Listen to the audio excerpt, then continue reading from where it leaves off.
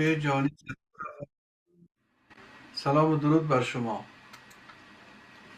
با یک برنامه علمی، دینی، فلسفی خدمت شما هستیم با حضور دانشمند گرامی جناب دکتر امید میرزا آقاسی و جوانان فریخته هر یک، جناب عرفانی، جناب میرزایی و جناب رسولی.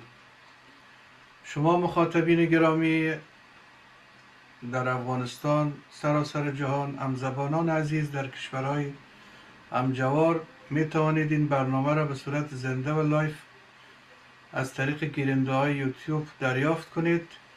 در کامنت ها با تاپیک برنامه یا اجندای برنامه می توانید نقطه نظریاتتان را شریک بسازید. موضوع برنامه ما این است که کرامت انسان از دید قرآن و کشتن انسان و یا قتل نفس یک انسان یا انسانها، قبح و گناهش بازم از دید قرآن. این دو موضوع که به هم مرتبط است و در واقع دو روی یک سکه است، از نگاه قرآن با پژوهش هایی که دوستان داشتن اندکی به بحث میگیریم. می شود روی این موضوع مباحث بسیار سنگینی داشت، ولی در حوصله برنامه ما به قدر کفاف کوشش میکنیم به زوایای پیدا و پنهان این موضوع و اهمیت آن بپردازیم. ضمن تشکر از حضور مهمانان گرامی، مخصوصا از شخصیت دانشمند و فریخته که عمر پربارشان را صرف تحقیق قرآنی انجام دادند، جناب آقاسی و جوانان سلحشور و پژوهشگر جناب عرفانی، جناب میرزایی و جناب رسولی. ابتدا خدمت جناب دکتر آقاسی هستیم. نگاه قرآن به این دو موضوع را با یک مقدمه ازشان دریافت میکنیم. خدمت حضرت عالی و همینطور مشارکت کنندگان ارجمند، دانشمندان جوانی که امیدهای آینده همه ما هستند، خدمت همه شما عزیزان عرض سلام دارم.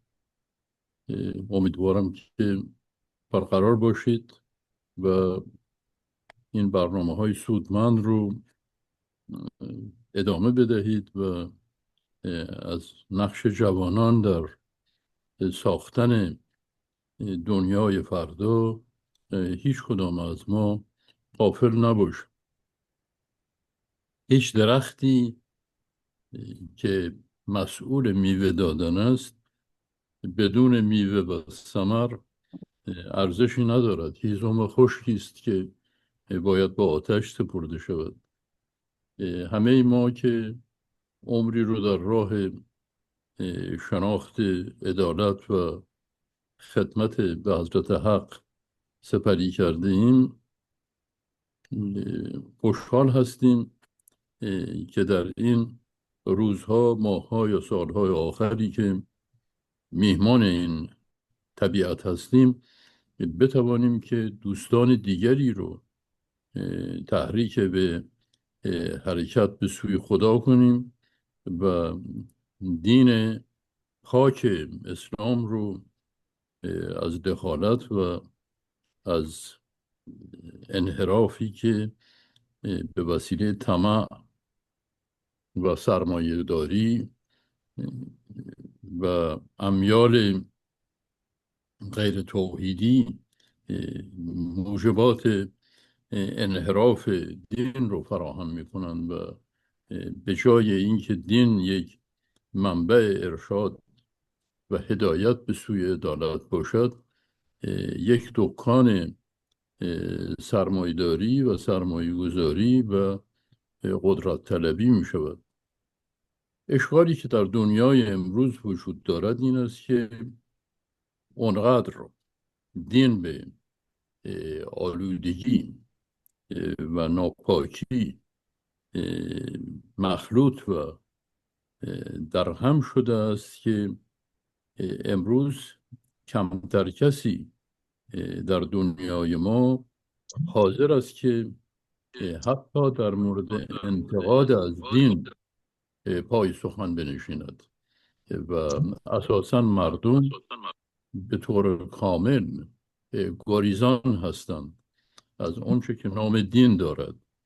حتی زمانی که شما میخواهید به کسی بگویید که آنچه که در دنیا میگذرد، اندازه های بیقواره‌ای که ارائه می شود، اگر شما بگویید که اینها رو با این متری که در اختیار شماست و در اختیار ماست و از 1 متر ما استفاده می کنیم، شما برای اینکه اون چه که آشوب در دنیاست تشخیص بدهیم که این اسلام است یا اسلام نیست، این رو با کتاب این کار که معیار است، که میزان است، که فرقان است، با این کتاب اندازه بگیرید. آنچه را که میگوییم، آنچه را که ادعا میکنیم، آنچه را که انجام میدهیم، با این کتاب بسنجیم و با این کتاب اندازه بگیریم و این کار بسیار ساده را انجام بدهیم. به مناسبت سابقه زشتی که برای دین به جا گذارده ایم در سطح جهان، کمتر کسی حاضر است که حوصله داشتن نشستن پای سخن دین رو داشته باشد. این است که من تصور میکنم که با برنامه های نظیر برنامه امروز که به موضوع کرامت انسان و در بخش عظیمی از کرامت انسان حقوق انسان و بعد حقوق انسان ها که از انسان های دیگر تأمین می شود، یعنی حق ما و وظیفه ما، مسئولیت ما و حق ما در جامعه مطرح است و کتاب قرآن هدایت کننده ما به تحویل بدهی ما به مردم و تقاضای دریافت بدهی مردم هستیم که به ما بدهکارند.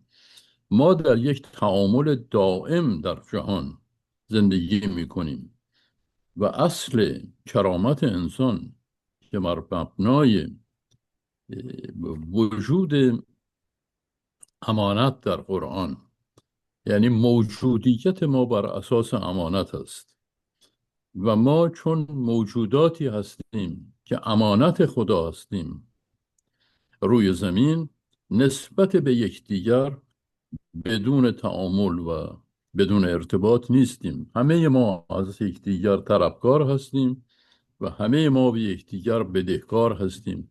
این بدهی و طلب شرح اون در قرآن منعکس است و ما از طریق قرآن به انجام وظیفه خود آشنا می شویم.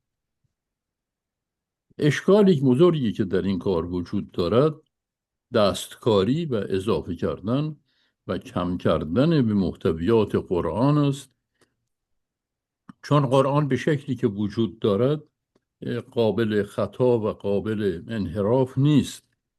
اما ما برای خیانت به کرامت انسان به قرآن دستبرد میزنیم و با انواع و اقسام وسایل طراری و دزدی قرآنی رو که اکمل و اتم است ناقص قلمداد میکنیم. البته به زبان نمی آوریم ولی عملا قرآن رو ناقص و فلج اعلام میکنیم و از یک عامل انحرافی به نام حدیث استفاده میکنیم و از کنار این حدیث برای افراد بی اطلاع یا بی دفاع قدرت مصنوعی ایجاد میکنیم، برای اونها طبقه در جامعه معین میکنیم، روحانی میسازیم، ملا میسازیم، مجتهد میسازیم، آیت الله میسازیم، مرجع میسازیم، روحانی میسازیم و اینها رو نماینده خدا معرفی میکنیم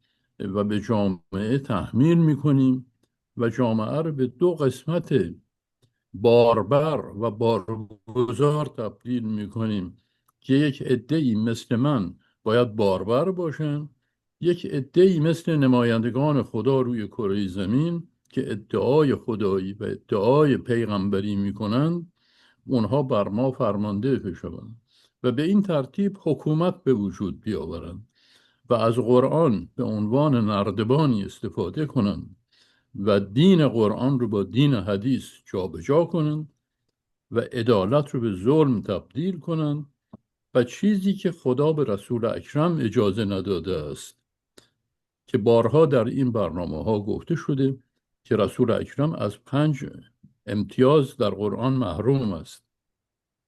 پیامبر وکیل هیچ کس نیست و اجازه وکالت برای کسی ندارد.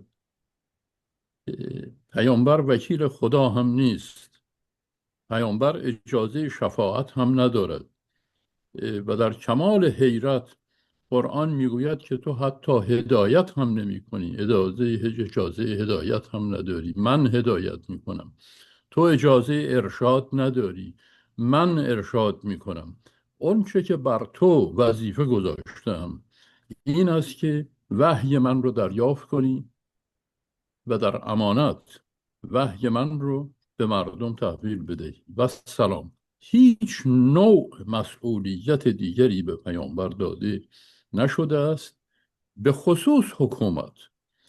و تاریخ نشان می‌دهد که پیامبر در تمام طول مدت عمر خود از قانون خدا تجاوز نکرده و هیچ حکومتی رو از طرف خدا برای مردم نداشته. پیامبر در بیعت شرکت کرده و به آراء مردم انتخاب شده و مستخدم مردم بوده، به استخدام مردم بوده و برابر اون چه که به او رأی داده بودن عمل میکرده. دو موضوعی که امروز باید مطرح بشود، کرامت انسان رو تجزیه میکنیم به حق حاکمیت و حق امانت و در این دو مورد در نوبت دیگر به حد حوصله برنامه به تفصیل سخن خواهیم گفت که ما به امانت خدا هستیم، شما هم امانت خدا هستید. شما یک سری حقوقی دارید، منم یک سری حقوقی دارم. این حقوق باید با هم مبادله بشود تا جامعه چرخش به حرکت در بیاید. و اصل امانت بودن انسان و امانت بودن امکاناتی که به انسان داده شده لازم می آورد که یک قاعده و قانونی بر ما حاکم باشد و قرآن که کتاب هدایت است و قرآن که اکمل و اتم است ما رو به این راه هدایت می کند، به راهی که در پایان اون به عدالت می رسیم. حکومت در قرآن و در اسلام از آن مردم است و حکومت بر شانه های شورا می نشیند. حکومت از طرف خدا به کسی داده نمی شود. اگر روزی اثبات بشود که خدا به کسی حاکمیت داده و کسی از طرف خدا دارای حکم است، چه حکم فتوا باشد، چه حکم اجتهاد باشد، چه هر نوع حکمی که شخص ادعا کند که از خدا گرفته است، اگر ثابت شود هم خدا و هم قرآن و هم دین و هم همه معارف دینی یک جا سقوط می کند.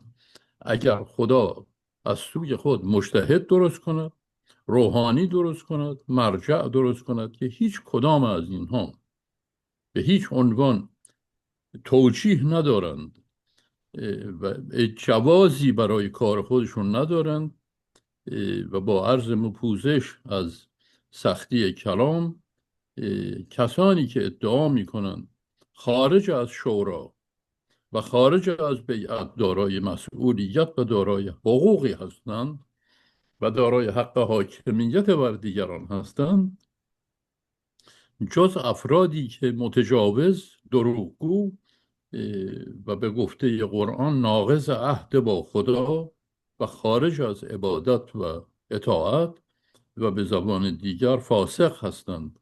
هر کس ادعا کند که از سوی خدا رهبر است، حاکم است، نماینده است و بر مردم به حکومت و به وکالت گزیده شده است، چون به عهد خود خیانت می کند و چون دروغ می گوید، از نظر قضاوت قرآنی سمت و صفت فاسق رو دارد. به این لحاظ این بیان من متوجه گروه عظیمی از افرادی می شود که آخرین آماری که از ایران دادند که ما 300,000 نفر از این افرادی داریم که من اونها رو فاسق می دانم.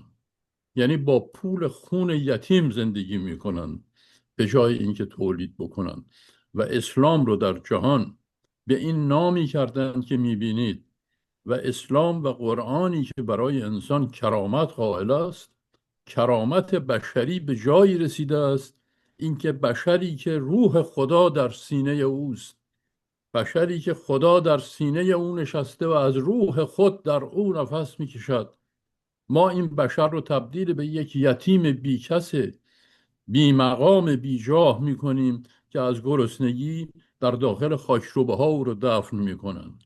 ما امانتی رو که خدا به ما داده به مناسبت وجود این عوامل مزاحم و غیر قرآنی و غیر خدایی، اسلام به صورت یک دین بی آبرو و متاسفانه خشن و غیر قابل قبول در دنیای امروز شناخته شده و همه کارهای زشت و فسق و فجوری که از گروهی به نام ملا و مجتهد و حاکم و نظائر این به وجود آمده است، اسلام را ننگین و خونبار کرده است.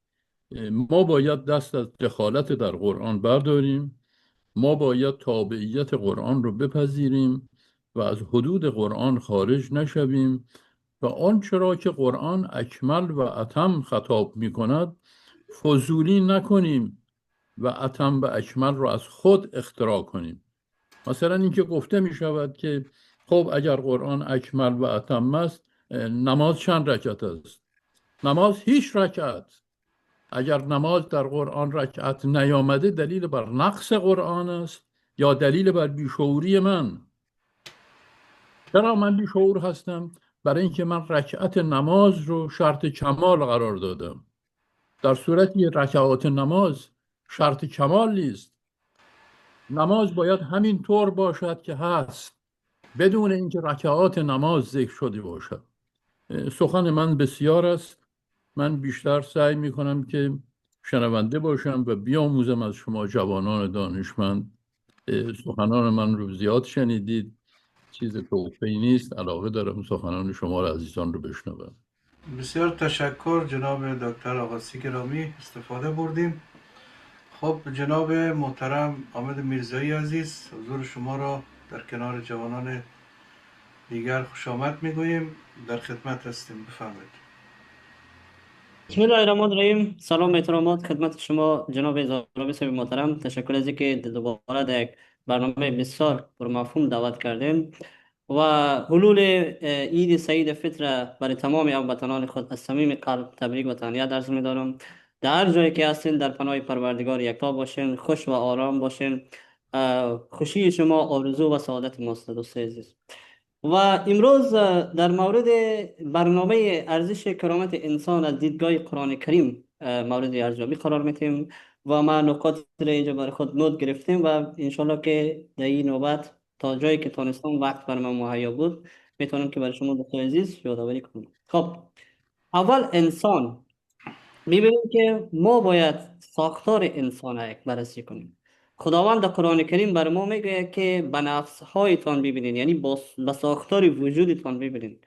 وقتی که ما انسان رو بررسی میکنم 96% بدن انسان عنصرهای عبارت از اکسیژن و کربن و هیدروژن و نیتروژن تشکیل میده و بقیه 4% بدن انسان از قبیل آهن و مس و پتاسیم و دیگر عناصر تشکیل میده. البته موضوع ما درباره انرژی تاریک و ماده تاریک نیست، به خاطر که بسیاری از جهان انرژی تاریک و ماده تاریک تشکیل میده که ما هیچ علمی در بحث نداریم، در آگاهی نداریم. دمی عناصری که بدن انسان تشکیل میده، اکسیژن، کربن، نیتروژن، ببینید که این عناصر پالو در پالو میآید و یک موجودی را تشکیل میده که قدرت تفکر داره، تحلیل میکنه، تدبر میکنه، بررسی میکنه، شخصیت داره، پرسونالیتی داره، احساسات داره. اصلا فرق یک انسان با هوش مصنوعی در کجاست؟ هوش مصنوعی هم منطق کار میگیره و انسان هم منطق کار میگیره، اما هوش مصنوعی ای آی که است شخصیت نداره، پرسونالیتی نداره، احساسات نداره. ولی انسانی که امروز ما داریم، این انسان هم شخصیت داره، هم احساسات داره و انسان میتونه که تدبر کنه، تفکر کنه و این معجزه طبیعت بر ما نشان میده. همین قسم که به گفته تعبیر علمی که ما زاده ستارگان هستیم، بر اثر انفجارهای سوپرنواها تمام عناصر میاین با هم دیگر یک جای تشکیل میشن و موجودی را تشکیل میده که قدرت تدبر و تفکر داره. این بسیار یکی از شگفت‌انگیزی خلقت جهان بر ما نشان میده. خب، و موضوع دیگه که ببینین، ما و شما چند رشته داریم، چند رشته علمی داریم که مشخص میشه برای انسان که انسان مورد ارزیابی قرار میده. مثلا با عنوان مثال رشته های مثلا بیولوژی، فیزیولوژی، آناتومی، ژنتیک، امبریولوژی، سایکولوژی، نوروساینس و رشته های مختلفی را داریم که یعنی به ده ها رشته داریم که انسان مورد ارزیابی قرار میده. و اگر ما قرار باشه که در تمام این رشته ها بریم تخصص کنیم و تمام این رشته ها رو بریم بخوانیم، با صدها سال عمر نیاز داریم که ما بتونیم تمام موضوعات درباره انسان درک کنیم. ولی با این که ما انسان ها اینقدر رشته علمی داریم و اینقدر مطالعات درباره انسان ها با صورت گرفته، در این صورت هم هنوز هم ما انسان نمیتونیم که بشناسیم و تا قابل درک نکردیم که واقعا انسان چگونه یک موجود شگفت‌انگیزی است. و به خاطر درک کردن یک انسان نیاز به گفتم صدها سال شاید زمان نیاز باشه که ما شما بتونیم که انسان مشخص کنیم، انسان بشناسیم. و موضوع دیگه که انسان چه رقم یک موجودی است. انسان موجودی است که نامشخص است، راهی که در پیش روی انسان است نامشخص است. مثلا دوستای عزیز، گرگ همیشه گرگ به وجود می آید و گوسفند همیشه گوسفند است، ولی این انسان است که گاهی گرگ میشه و گاهی گوسفند میشه. این انسان است که گاهی ظالم میشه، گاهی مظلوم میشه. این انسان است که گاهی قاتل میشه، گاهی عادل میشه. این انسان است که گاهی ملک میشه، گاهی شیطان میشه. یعنی راهی که در مسیر انسان وجود داره که انسان او را برای خود پیش میگیره نامعلوم است. از همین خاطر خداوند برای انسان اراده آزاد داده. اراده از این خاطر برای انسان داده که انسان بتونه در بین این قدر راههایی که در روی زمین برش مهیا ساخته، او یک راه را بتونه برای خود انتخاب کنه. خب، خداوند در قرآن کریم میگوید الرحمن علمه القرآن خلق الانسان علمه البیان. میگه رحمان معلم قرآن است. الرحمن معلم قرآن، کسی که قرآن تعلیم داده، بعد از او انسان خلق کرده، خلق الانسان علمه البیان، علم بیان برای انسان داده، اکسپلیشن. انسان میتونه که اکسپلین کنه، تشریح کنه، بیان کنه. انسان وقتی که بریم بررسی کنین، از کوچکترین ذرات تحت اتمی از سب اتمیک پارتیکل گرفته تا بزرگترین اجسام در جهان هستی را انسان میتونه که بیان کنه. انسان میتونه که با وجودی که 100 سال یا تقریبا 80 سال یا 70 سال عمر میکنه، در مورد میلیاردها سال قبل از خود صحبت کنه و همچنان انسان میتونه که میلیاردها سال بعد از خودم میتونه که پیش بینی کنه. این از چی صورت میگیره؟ از امی که خداوند بر انسان قدرتی بیان داده. انسان میتونه که تدبر کنه، تفکر کنه و در تمام این ابعادها بره سفر کنه و ملاحظات و مطالعات خود داشته باشه که یکی از شگفت‌انگیز چیزایی است که برای انسان وجود داره. خب، انسان موجودی که ارزش اخلاقی در وجود انسان به نمایش گذاشته. دوستای عزیز، انسان موجودی است، انسان موجودی هوشمندی است که در او ارزش های اخلاقی به نمایش گذاشته شده.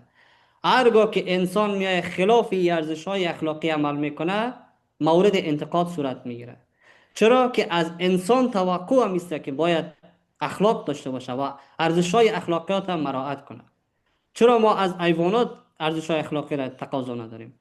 به خاطر که انسان از خداوند انسان مخاطب قرار داده، یعنی انسان کرامت داده. همین که انسان خداوند مخاطب قرار میده و انسان بعضی جایا نقد میکنه، این به این معنی است که خداوند انسان کرامت داده و انسان مورد مخاطب خود قرار داده. این خودش نشان میده که انسان در ذات خود کرامت داره. و انسان، گفتم دوباره تکرار میکنم، که موجودی است که ارزش های اخلاقی با وجود انسان به نمایش گذاشته شده که باید این ارزش های اخلاقی خود مراعات کنه. خب، انسان موجودی است که بیشترین چیزها را در طبیعت در روی زمین تجربه میکنه. شما اگر عالم حیوانات برین بررسی کنین، اونا میخورن، میامشن، جفتگیری میکنن و از بین میرن. ولی این انسان است که بیشترین چیزها را در روی سیاره زمین تجربه میکنه. انسان تجربه شکست را میکنه، انسان تجربه پیروزی را میکنه، انسان تجربه گرسنگی را میکنه، انسان تجربه سیری را میکنه، انسان تجربه غم، تجربه شادی، تجربه درد، تجربه احساس، تجربه آرامش، تجربه جنگ، تجربه صلح. تمام این تجربات انسان تجربه میکنه. به این خاطر که ساختار انسان شگفت انگیز است. مغزی که انسان داره، به گفته یک دانشمند بزرگ به نام میچیکاکو، مغز انسان یکی از خوبترین، اعلی‌ترین و کامپلکس ترین آبجکت در یونیورس است که میتونه اینقدر ساختارهای مختلف بررسی کنه و تجربه حاصل کنه انسان. خب، و میایم در مورد از این که فرق بین انسان و آدم، که نقطه است که در قرآن کریم اشاره کرده. هر آدم به ذات خود انسان است، ولی هر انسان آدم بوده نمیتونه. یعنی انسان باید به مقام آدمیت برسه. ما شما به اصطلاح عامیانه داریم که یک نفر میگیم او بچه آدم شد. یعنی چی معنا؟ یعنی او انسان است، اما او رو تاکید میکنیم که به مقام آدمیت برسه. از همین خاطر قرآن کریم تاکید میکنه ولقد کرمنا بنی آدم. جالب است، قرآن کریم بسیار کلمات دقیق کار میگیره. خداوند نگفته که ولقد کرمنا بنی انسان، نگفته ولقد کرمنا بنی آدم میگه. یعنی مقام آدمیت، انسان باید به مقام آدمیت برسه، چرا که انسان شروع است و این جریان در مقام آدمیت سلسله که فرشاد جان بازی برای شما خوبتر بیان میکنه، میفهم که منتظر هستن. بعد از او باز و نقطه دیگه که اشاره میخوایم بکنم دوستای عزیز، هدف از آفرینش انسان. ببینید که قرآن کریم هدف از آفرینش انسان برای ما چی بیان میکنه. میگه ما جن و انس را نیافریدیم مگر که این که ما را عبادت کنند. یعنی هدف از آفرینش انسانی است که خالق خود عبادت بکنه. چرا؟ به خاطر که خداوند اراده آزاد میده برای انسان. انسان میتونه که خالق خود عبادت کنه و میتونه که خالق خود رد کنه، اصلا عبادت نکنه. ولی خدا میخواد که انسان خالق خود عبادت کنه و بندگی خالق خود کنه. هدف از خلقت انسانی است که موجود هوشمند آزاد بتونه با اراده خود، با تصمیم خود پروردگار خود عبادت کنه. ارزشی نداره که اگه انسان مانند ربات اگه میشد که تمام عملکردهای انسان خداوند تکلیف و تعیین میکرد که مجبور بود که فقط چیزی که خداوند بهش گفته او را انجام بده، در این صورت او ارزش نداشته، او مجبورن یک کار میکرد. اما ای که خداوند اراده آزاد برای انسان داده و راههای مختلف پیش روی انسان گذاشته و انسان بیاید دانسته از بین این راه ها خدا را انتخاب کنه و راه خدا را انتخاب کنه، این یکی از پیروزی می باشه، یکی از موفقیت می باشه. مثلا یک مثال براتون میگم. شما یک یونیورسیتی را میبینید که یک یونیورسیتی به خاطر ازی است که دوستا بیاین در یونیورسیتی شرکت کنن و نفرا بیاین در یونیورسیتی شرکت کنن و کامیاب شوند. اما کسایی هستن که ناکام هم میشه. از این خاطر خداوند این جهان، این سیاره زمین مانند یک یونیورسیتی بر دم روی انسان قرار داده تا انسان بیاید و رشد کنه، از مرحله انسانیت بالا بره و مرحله آدمیت و عبدالله و عبدالرحمن و به این مرحله برسه و انسان به فلاح برسه. تعبیر زیبای قرآن کریم یعنی فلاح همچون بذری که در روی زمین گماشته میشه و یک درخت میشه و باربر میشه، حاصل تولید میکنه برای دیگران. و انسان هم باید خداوند یعنی به قسم انسان هم مانند یک بذر در این سیاره زمین گماشته تا انسان رشد کنه و به فلاح برسه و بتونه که از میوه های خود، از حاصل خود دیگران را مستفید بتونه. خدا با این کارا هیچ نیازی برای ما نداره. الله الصمد، خداوند بی نیاز است از این کارا. اما خدا به خاطر صفت رحمان بودنی که داره این کارا را بر ما میکنه. خدا به خاطر این را برای ما انجام میده که ما انسان رشد کنیم، به کمال برسیم و این صفت خداوند ما هم میتونیم که به زندگی خود پیاده کنیم و این صفت خداوند ما هم میتونیم که بالای خود تطبیق کنیم. ما هم میتونیم که دیگران را کمک کنیم، دیگران را در مسیر رشدش کمک هم رسانی کنیم، چرا که بدون از اینکه از او انسان توقع داشته باشیم. همون قسمی که پروردگار از ما کدام تقاضایی نداره، کدام نیازی برای ما نداره، ما هم باید در صدد کمک دیگران باشیم بدون از اینکه از دیگر انسان ها تقاضا داشته باشیم. خب تشکر میکنم زاراوی صاحب محترم. فکر کنم نوبت برای دیگه دوستان میتیم، موضوعات دیگر هم هست. تشکر جناب میرزایی عزیز. و بخش دوم اجندای ما که گناه و قبح قتل نفس از دید قرآن، امیدوارم دوستان به این موضوع هم بیشتر بپردازن. جناب رسولی گرامی، حضور شما را برای اولین بار در صفحه جهانی سیاست افغانستان خوش آمد میگوییم. خدمت شما هستیم، بعد خدمت استاد عرفانی میرسیم. بفرمایید. سلام علیکم به هموطنان و همزبانان گرامی. من به نوبه خودم عید سعید فطر و نوروز را که فرهنگ باستانی ماست تبریک و تهنیت عرض می دارم. تشکر از اینکه به من موقع میدین که تفکر خدا با شما دوستان و هموطنان و همزبانان در میان بگذارم.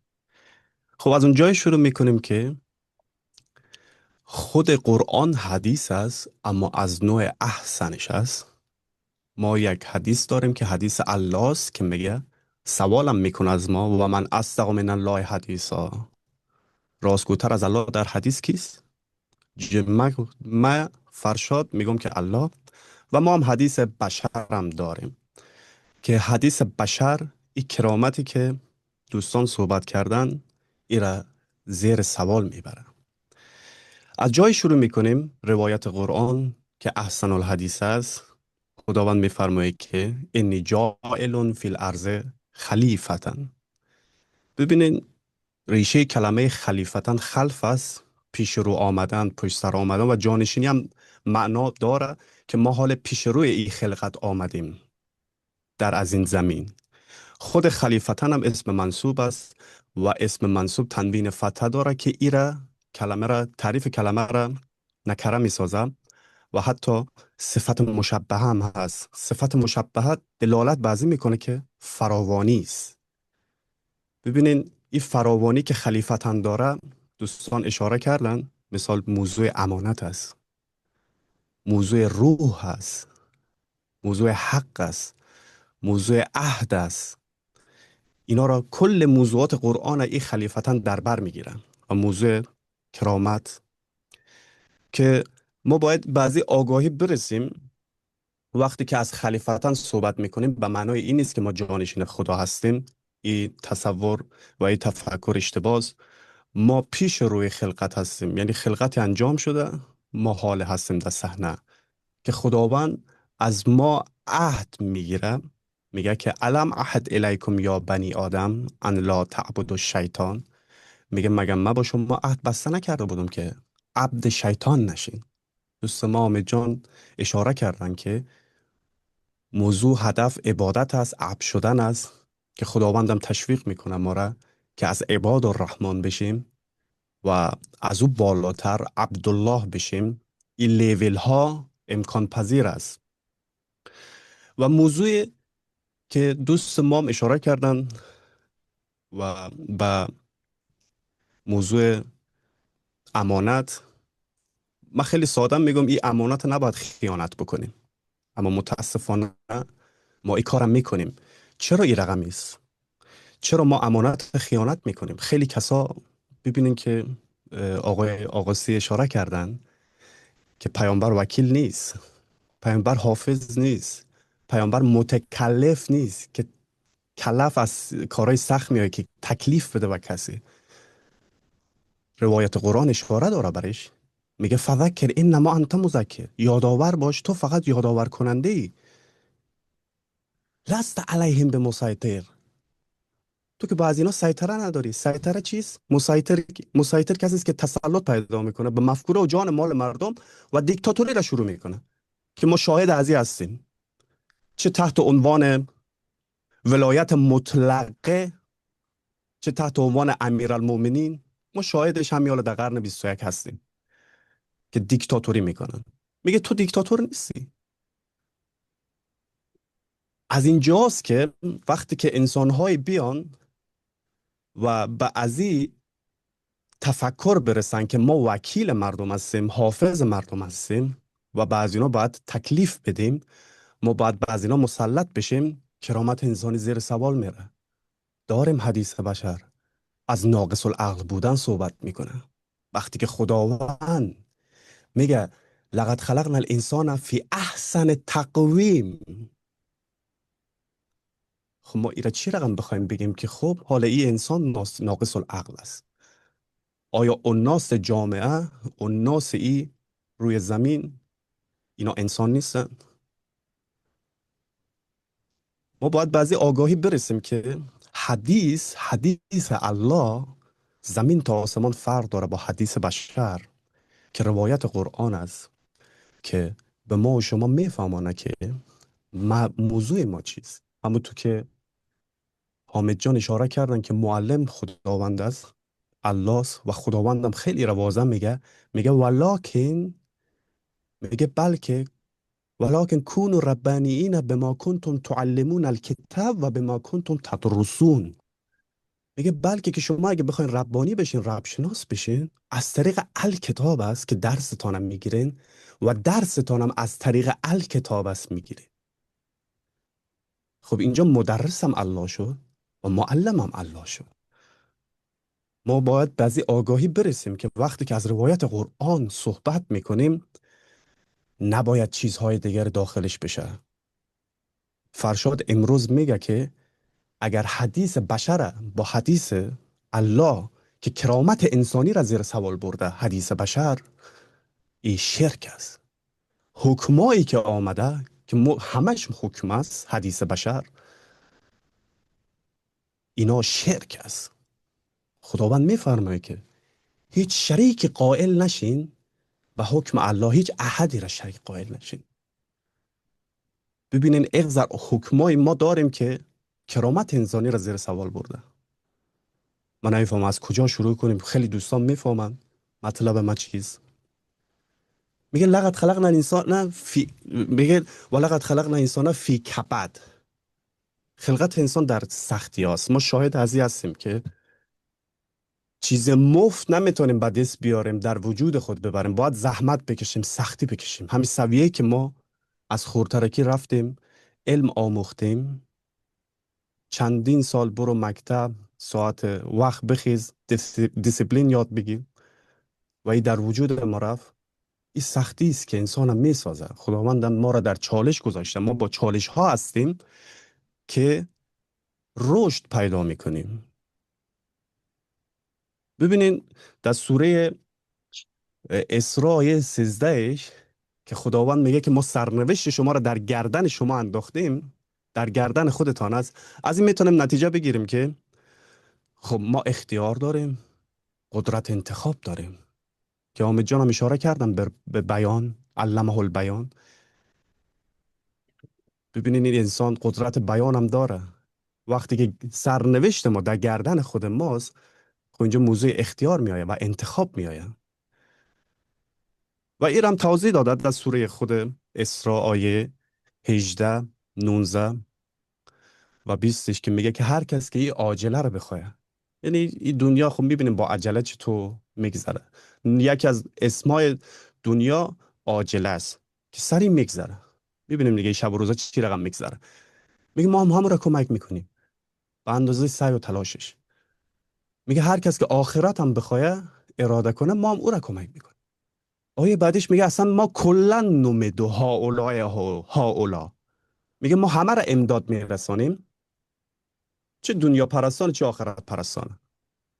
خب این سیستم و نظامات خدا میگه الرحمن علی العرش استوى، جملت الاسمیه است. این سیستم مدیریتی نظام الله را الرحمن میچرخانه. ببینین الرحمن خودش صفت مشبه است که دلالت به فراوانی میکنه، که اصلا برای فرق نداره که کی بخواد دیندار باشه، کی بخواد مثال بیدین باشه. هر کس استفاده بکنه این فراوانی برای همه است. این ما شاهد همش هستیم که حتی خود ابراهیم دعا میکنه که میگه خدایا اگه کسایی که ایمان دارن و به روز آخرت ایمان دارن اینجا میآین، اینا رو از رزق و روزی بهره مند بساز. خداوند برش میگه که من همه را رزق و روزی میدم، نه تنها مؤمنا را. موضوع ابراهیم مؤمنا بود، اما موضوعی که مثال خداوند که میشه سیستم مدیریتیش بسر الرحمن است، این فراوانی برای همه است. ما از این فراوانی چی رقم استفاده میکنیم؟ این خیلی گپ مهمی است. و یکی از اسماء الحسنا الرحیم، این فقط برای ما انسان ها آمده، برای ما بشر آمده. الرحیم بودن الله که ما میتونیم از این استفاده کنیم. الرحیم صیغه المبالغه است که دلالت به افزایش میکنه. الرحمن دلالت بر فراوانی رحمت میکنه، الرحیم دلالت بر رحمت افزایش و خواست میکنه که بیشتر برای مؤمنین آمده، ولی خداوند میگه که برای همه ناس رؤوف و رحیم است. خب ببینید وقتی که انسان تفکر میکنه در هر موضوعاتی، مخصوصا دین و مخصوصا در این علم ساینس و تکنولوژی که هستش، این از کجا میآید؟ این در معرض رحمت الله قرار گرفته. او خواستش هر چقدر که تفکر بکنه خداوندم او را بیشتر همون تو افزایش بده. این میشه صفت الرحیم، دلالت بر افزایش میکنه. خب میبینیم دیگه انسان 1000 سال پیش تا حال زمین تا آسمان فرق کرده. امکاناتی که ما حال داریم 1000 سال پیش که نبوده. اما این هم از طریق قدرت البیان علمه البیان شده. ما با تجربه های گذشته ها داریم زندگی میکنیم. اگه این قدرت بیان نبود، این کرامت نبود، آیا حیوان میتونه او تجربه که کسب کنه او را بیان کنه برای نسل‌های بعد؟ اگه ای تو بود که پیشرفت داشتن. این را فقط ما داریم، این کرامت ما فقط داریم که ما بعضی امانت نباید خیانت بکنیم. دوستان من اکتفا میکنم، آقای عرفانی هم سم بگیرم و دوستان دیگه بازم یک سلسله موضوعات عرض میکنم در نوبت بعدی خود. بسیار تشکر. تشکر جناب رسولی گرامی. واقعا معلوم میشه که شما تحقیقات بنیادی دارید. انشالله آینده در انتظار شما و امثال شما جواناست که بتوانین پرسشگر باشین و با جسارت برخی ابهاماتی که بعضا تقیه میکنن یا مصلحت جویی میکنن با شجاعت بپرسین و پاسخ را از علما دانشمندان مطالبه بکنین که یک طرفه به قاضی نرویم.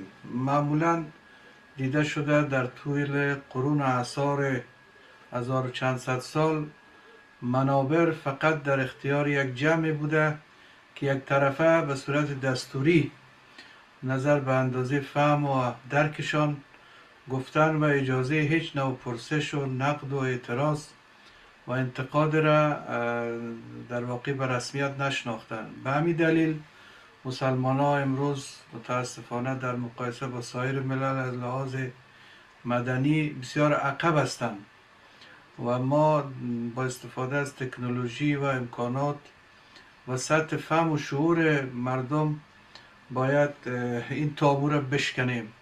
هر کسی که ادعای دارد لزوما باید خود را به نقد بگذارد یا دانش خود را یا گفتار یا دستوراتشان را تا شفافیت بیشتر صورت بگیره و ضریب خطاها و اشتباهات کمتر شود و مسلمان ها از خواب غفلتی که امروز به صورت هیپنوتیزم همه در استراحت کامل هستند، از لحاظ بیولوژیکی شاید تحرک خوردن و آشامیدن و برخی امیال انسانی حیوانی که با هم شریکن استفاده میبرن، ولی در فهم و درک انسانی ما مسلمان ها به صورت کل فارغ از این که به کدام مذهب و کیش و سلسله وابسته هستیم بسیار عقب هستیم. بسیار تشکر جناب عرفانی عزیز. سلام و درود، حضور شما را خوش آمد میگوییم در خدمت هستیم. ضمناً پیش از اینکه شما شروع کنید، من از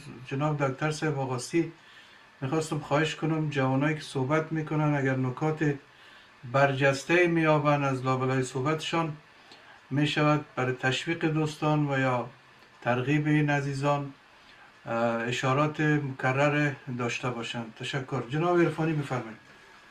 واقعا من میخواستم قبل از اینکه دوست ارجمندمون صحبت بکنن مراتب بیش از شادی بلکه شگفتی خودم رو اعلام بکنم و وجود جوانهایی که با این همه عوامل انحراف ذهنیت در جامعه این مقدار تمرکز میکنند و این مقدار خاک اندیش هستند و این مقدار از صور خارجی و حشو و زوایای مزاحم خارج شدند و به مغز قرآن و به اصل قرآن رسیدند و با وجود که اکثر اینها بیشتر عمر خودشون رو خارج از محیط‌های مصطلح به اسلامی گذراندن، ولی یک امری که در اینها باعث افتخار و امید هست، صرف نظر از معلومات و محفوظاتی که دارند، نحوه برخورد به موضوعاتی است که نقش یک محقق رو دارند نه مقلد رو، و این آتش به دامان دیکتاتورهای جهان خواهد زد و بزرگترین خطر است برای اونها و بزرگترین نعمت است برای دنیایی که به حریت و به آزادی و به اندیشه بشر معتقد است و وجود این جوانان این امید رو در انسان به حقیقت پیوند میزنه که نظیر اینها رو اگر ما پرورش بدیم و بیشتر کنیم که به جای اینکه تقلید کنند تحقیق میکنند و به جای اینکه مقلد باشن محقق هستند، این روش تحقیق اگر در جامعه باب و روال بشود امیدهای تازه‌ای به وجود می آید و ما اگر بتوانیم، کار آسانی نیست البته، این جوان ها نباید فکر بکنن که خیلی کار آسانی است. شما در مثال عرض بکنم، در همین کشور ایران آمار دادن که نمیدونم 300,000 یا 400,000 ملا استخدام کردن که اینها در مدارس در همه جا، حتی در لابد اتاق خواب‌ها فردا میرن که اینها جلوی فکر کردن رو بگیرن و به مردم تقلید یاد بدن و مردم رو مجبور بکنن به قبول کردن این که من نفهم هستم، من هیچ چیز نمیفهمم، من بایستی که یک قلاده‌ای به گردنم داشته باشم و مقلد یک نفر باشم که او فکر کنه من سواری بدهم. وقت دوست گرامی رو نمیگیرم، فقط خواستم عرض کنم که طبیعت صحبت هر دو بزرگوار جنبه تحقیقی بسیار قوی داره که بیننده رو هم تشویق میکنه به اینکه جستجوگر باشه به جای تقلید کننده. در خدمت شما هستم. بفرمایید جناب عرفانی عزیز. بسم الله الرحمن الرحیم. عرض سلام و ادب خدمت شما استاد ربی، بزرگواران نهایت گرامی. عید سعید فطر به شما و بینندگان عزیز تبریک عرض می‌دارم. ببینید، موضوع محور اصلی شما روی دو محور بود که دوستا صحبت نکردن، یکی کرامت انسان و یکی قتل نفس. من می‌خوایم که به دوستان محترم با کمال احترامی که دارم اینا نقد بسازم عزیزان. مثلا همیشه میگن که ما مولوی صاحبا میگفت که انسان اشرف مخلوقات است. این مخاطب به مولوی صاحبای به اینا نیسته، یک جزء و جزء دیگر به اینا هسته. انسان که اشرف مخلوقات نیست، در هیچ جایی از آیات قرآن مجید نیامده، در ادیان الهی نامده که انسان اشرف مخلوقات باشه، در هیچ جایی نیست. این یک مزی بوده که اونها میگفتن و این کدام صدقی بر تمام الهیات توضیح نداده. هیچ کس هم نمیتونه از آیات قرآن مجید چنین چیزی بیاره که انسان اشرف مخلوقات است. یک بحث دیگه که ما میگیم ولقد کرمنا بنی آدم، اینجا ولقد کرمنا این آیه که هست که ما اینجا نمیتونیم که ما کرامت داریم، ما حرمت است، احترام یک انسان به انسان دیگر میگیم. حیوان هم کرامت داره از خود، همون کرامت حیوانی است که باید بو رحم میشه، شفقت بشه. در این راستا اگر ما تحقیق داشته باشیم میتونیم که حرمت انسان از جایگاه دیگری داشته باشیم. اما اگر بی حرمتی به حیوان هم خوب نیست، لطو کوب کردن به حیوان، مثلا ذبح کردن یک حیوان پیش روی حیوان دیگر، این حرمتی که اون کرامتی که داره یا به او احترام گذاشته شه. اما میگن که انسان، من میگم اشرف مخلوقات نیست، اختراع المخلوقات است انسان. مثلا فرق انسان ناطق و غیر ناطق به همین جا بحث میشه کلی. انسان ناطق اختراع میکنه، مثلا اینترنت اختراع کرده، در فضا رفته، تمام ماشینالات اختراع کرده و امثال از این که شما میبینید که دنیای امروز این اختراع میشه. فرق ازی با حیوان غیر ناطق اینه که اختراع نمیکنه. اما بحث محور کلی که ما اینجا بیاریم که ما میگیم انسان حرمت داره، کرامت داره، آیا از حیوان، اگر همین حیوانایی که مثل مرغ، گو و گوسفند، اگر اینها زبان میداشتن، صحبت میکردن، آیا اینا کرامت ما ثابت میکردن؟ بحث کلی اینجاست. ما اینه پیش خود میگیم که ما کرامت داریم از دیگه، ما ناطق هستیم. بله، خب این اگر اونها زبان میداشتن، آیا کرامت ما رو اونها تایید میکردن؟ حرمت ما رو اونها تایید میکردن یا نه؟ بحث اختراع بحث جداست. یک مسئله اکادمی است که این خیلی سطح ازی بالاست. در جامعه ما خود جامعه دینداری هستیم و طبیعتا ما میگیم که انسان از چی نگاه برتری، از نظر طبیعت برتری بسازیم، از نظر دیگه موارد برتری بسازیم، چی میتونیم انسان برتری از غیر ناطق بسازیم. این بس. اما در عصر مدرن که ما انسان ها هستن، حق آزادی بیان داره، حق رأی داره، حق شهروندی داره.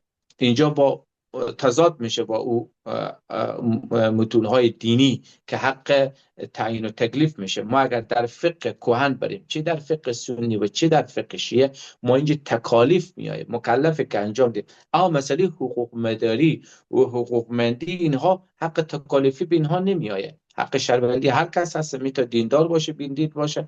حق آزادی بیان میتونه در هر مذهب و دینی باشه، انسان است، چی زن باشه چی مرد باشه.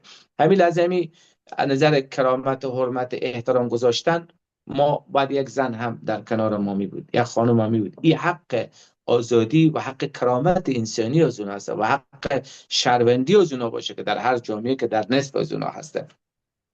بس محور کلی اینه که ادیان طور خلقت انسان رو نمیتونه ثابت بسازه. هیچ دینی نمیتونه که در چی شکلیات. قرآن میگه که ولقد خلقنا الانسان فی احسن تقویم، ما ساختار بدن، عقل و قدرت فکر و روحی، فطرت و درک، این چیز آورده. اما هیچ دینی نمیتونه که ثابت بسازه به غیر علم. گفتم ادیان نمیتونه ساختار بدن در اینجا ثابت بسازه. یک، این جاعل فی الارض خلیفه، همیشه میگه که انسان خلیفت الله هست، یعنی به روی زمین او خلیفه. آیا حضرت آدم به کی میامده خلافت میکرده؟ اینجا حضرت آدم مثلا به جنیات میامده خلافت میکرده. اینجا باید ما خلف و پشت سر ازید بگین چی تعبیری داریم در این راستا. این تعبیر مهم است. تعبیر آخوندی جداست، بس اکادمی و پژوهشی در جداست که سوره بقره آیه 30 این حرف میگه. اما این به جنیات خلافت میکرده یا به انسانها خلافت میکرده؟ این تعبیری است که باید این مشخص در قرآن مجید، کسایی که میگه ما قرآنی هستیم. بحث محور کلی عدالت خدا در قرآن زیر سوال میره. مثلا نوح زمانی که انسانها جرم کردن، انسانها جنایت کردن، خب چرا حیوانات از بین رفته؟ و اینجا باید ثابت بشه که چرا حیوانات از بین میره، پرندان، چه پرنده و چه خزنده، چه اونها از بین رفته؟ اونها خب گناهی نکردن، معصیتی نکردن. اینجا باید جواب داده بشه که از این تفسیر قرآن چی تفسیری میکنیم شما؟ اون از هر جفت شما بگیریم، خود دیگه جفتایی که بود اونها خب گناهی نکردن، انسانها بودن که گناه و سرپیچی کردن، امر خدا رو به جا نیاوردن. ما میتونیم که در شرایط امروزی مثلا انسان از فیلسوف ها مثلا مولا صدرا میگه که انسان اقواست، یعنی نه معنای قوی تر از دیگه حیوانات، بلکه انسان ناطق سیاسی است. بعضی گفتن که دیندار هست و بعضی هم میگن که انسان است که در اجتماع هسته. این میتونه قویت زیاد در اختراع یا ما میتونیم بیاریم. اما فیلسوف های جدید میگه که زمان یعنی زبانمند انسان. همین فرق از این انسان با حیوانات فقط به این میتونیم بگیم. اما این تعبیر و تفسیر ما در قرآن مجید کرده نمیتونیم که انسان به غیر از اینکه اشرفتر است از دیگه مخلوقات، بهتر است و افضلیت‌تر است، این در چی جامعه طبیعت میتونیم و یا در عقلیت او هیچ کدوم ثابت شاید تا حالا اگر ما تحقیق نکرده، شاید دانشمندا تحقیق کنه که آیا حیوانات هم عقل دارن یا نه، روی از فعلا بحث است تا نادیده گرفته، کسی نتونه بگه. اما بحث دیگر شما که در مورد قتل انسان بوده، من قتل نفسا به غیر نفس او فسادا فی الارض فکأنما قتل الناس جمیعا. الله متعال در این قرآن میگه من قتل نفسا، کسی که بکشی یک نفس را به غیر نفس، یعنی یک کشتن، او فسادا فی الارض، یا فساد در روی زمین بکنه، فکأنما قتل الناس جمیعا، همه انسان ها را از بین برده. و آیه قرآن اینجا مشخص میکنه، نمیگه که من قتل مسلمانا مؤمنا. هیچ خزنده و پرنده چی مسلمان و چی غیر مسلمان شما حق نداریم بکشید. در طول 40 سال از این آیات قرآن مجید در افغانستان استفاده شد. این ولایت میگفت اون ولایت کافره. این از کجا مأخذ میگیرید؟ از آخوندهای بی سواد مأخذ میگیرید. اونها میگفتن اینها بی سوادن، اینها غیر مسلمانن، اینها غیر. قرآن، حدیث پیامبرم، احادیث صحیح پیامبر اسلام هم به اینجا تأکید میکنه. بر چی تأکید میکنه؟ میگه القاتل و المقتول کلاهما فی نار جهنم. دو مسلمانی که با هم روبرو میشن، هم دیگر میکشن، هر دو تا در نار جهنمه. اینجا به قرآن تصحیح میاره به بعض احادیث صحیح قطعی که به پیامبر. او فسادا فی الارض، یا کسانی که فساد در روی زمین کردن، رشوه گرفتن، فساد کردن، مردم به هم انداختن، به نام قوم، مذهب، به دین کشتن، فکأنما قتل الناس جمیعا، اینا همه انسان ها رو کشتن. یعنی روی زمین اینا به فساد کردن، همونطور که نام دین، نام مذهب، نام اسلام، نام قرآن و نام همه موارد اسلامی اینا بد کردن. یعنی قرآن خطاب به اینها میکنه، میگه کسانی که اینا مفسد فی الارضن، اینها مفسدین که از راه از قرآن، آن چیزی که همونطور که قرآن طعن بر ملاهای یهود و نصارا میزنه، میگه اتأمرون الناس بالبر و تنسون انفسکم و انتم تتلون الکتاب افلا تعقلون. آیا شما امر مردم رو به نیکوکاری میکنید؟ یعنی اون چیزی که به نفع شما رو به مردم میگین و آن چیزی که به ضرر شما کتمان میکنید. اما این حکم اصلی خاص بر ملاهای یهود و نصارا است، اما حکم این خاص بر اونای، اما حکم عام است بر ملاهای امروز هم تطبیق میکنه. مثلا اگر یک کسی به قدرت باشه، فتوا میدن که بله ایره بکش، ایره بین ببر، این حدیث همیته گفته، این مسئله فقهی کهنه که در اون شرایط بوده، این تو مسئله بوده و این باید تو از بین ببری. اما امروز اینها مفسد فی الارض، اینا کسانی که فساد میکنن، چه دین خدا به فساد گرفتن اینجا. پس اینها کسانی هستند که ظالمینن، چه در دنیا و در آخرت.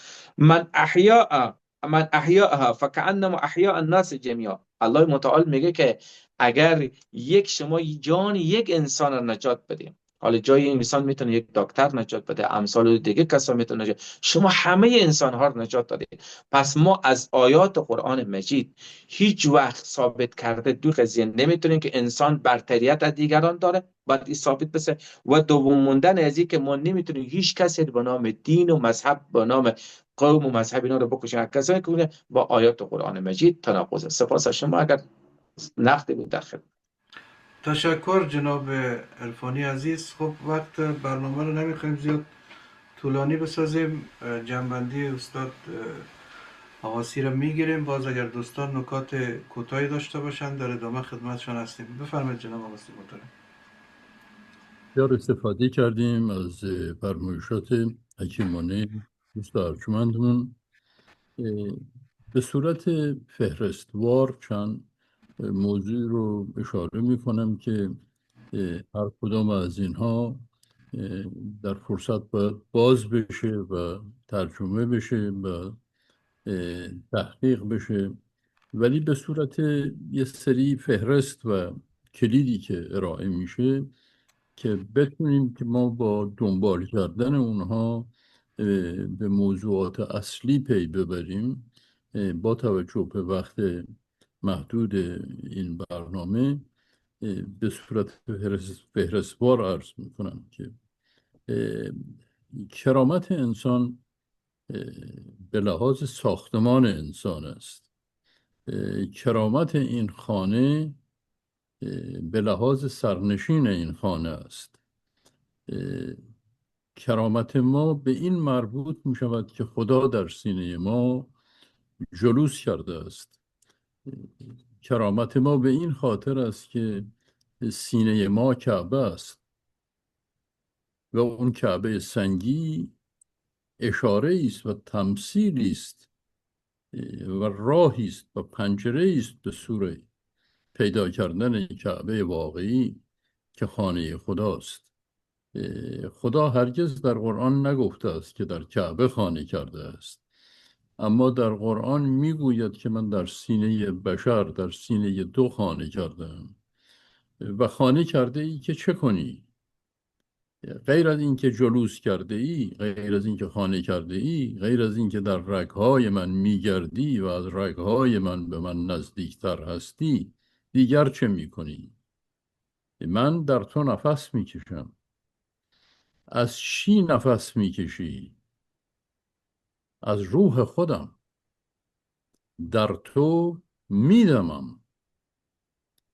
چنین موجودی که خدا از او به او نزدیکتر است و در سینه او جلوس کرده است و در سینه او نفس میکشد و از روح خود نفس میکشد و در او میدمد، خود این تعاریف فی نفسه ارزش و قدر انسان رو نشان میده.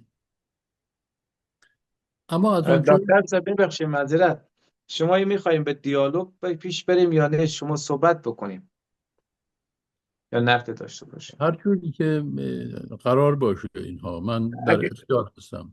خب بله، پس که خدایی که قدرت داره، وقتی که همین کرامتی که به ما و شما میگیم داده، همین جسم، آیا به حیوان نمیتونست بده؟ ما نمیدانیم که خدا چه میتوانسته انجام بدهد یا چه انجام ندهد. اون معلومات به بشر داده نشده. سخن من در مورد من همینجا حرفه، ببینید من همینجا گفتم که ما نمیتونیم ساختار بشر از دین نمیتونیم شما ثابت کنیم، چی در مسیحیت، چی در یهودیت، چی در اسلام. این چالش میدم. ساختار اسلامی که شما میگیم همین ساختار داریم، از نظر علمی میتونیم ثابت کنیم، از نظر دینی شما ثابت کرده نمیتونید. اگر میتونید بفرمایید. ما اینجا یک مداخله کنیم، یک کامنت بدم. آقای عرفانی، ما به سر عدالت و ای که خداوند توانایی داره یا نداره، این باز یک بحث دیگه است. ما در مورد بیشتر، ما که اشاره کردم، بیشتر خب ما امتیازاتی داریم، اما از اون امتیازات، از اون مهمتر ما مسئولیت هایی داریم. میفهمین چی مثلا میگم؟ این شما چی مسئولیت امتیاز، ها شما چی امتیازات در دیگران دارین؟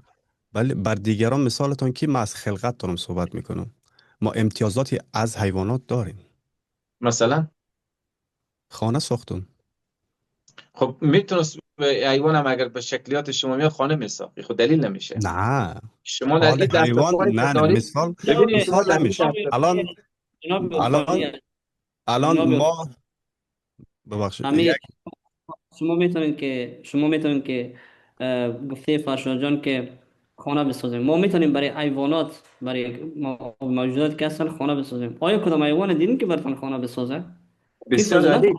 خب همین که شما میگیم خلقت، همین خلقت عزیز من، همین خلقت ما و شما ثابت کرده از ادیان نمیتونید که چطور شما در اسکلت شما شده. حالا شما این ثابت کرده از دین نمیتونید. ببینید جناب عرفانی محترم، ببینید وقتی که میگن ادیان و علم، این دو بحث جداگانه است بدون شک.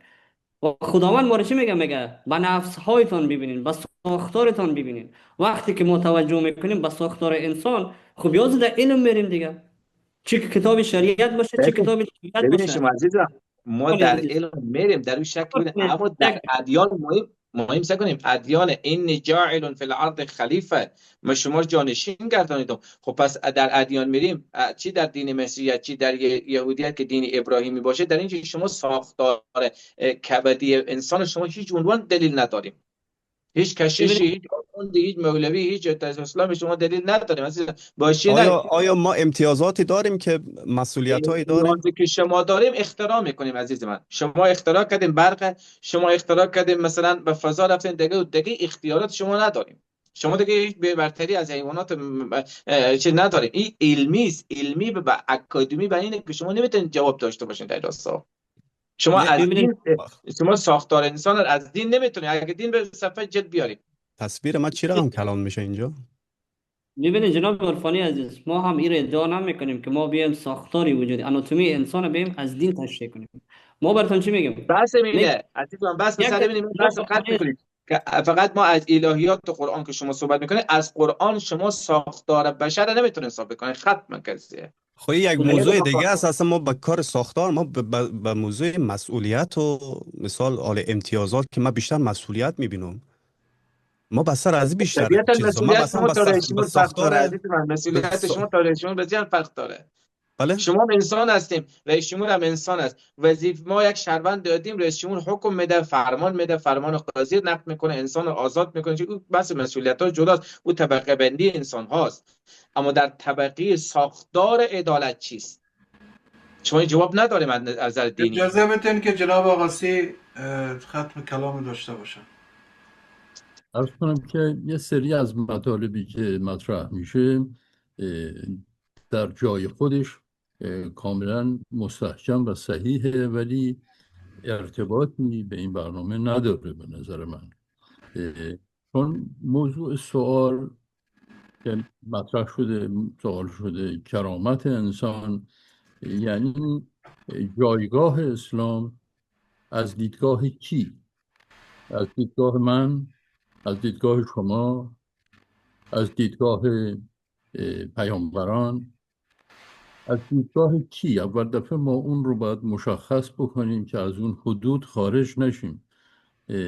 اگر بشر کرامت داره، مفهوم کرامت در قرآن چیست و آیا قرآن ادعا می کند که بشر دارای کرامت است یا نه؟ من فکر می کنم اگر بحث محدود بشه به کتاب قرآن و به موضوعاتی که از کتاب برمیاد، این که ساختار بشر از چیه ما هرگز به پاسخ نخواهیم رسید.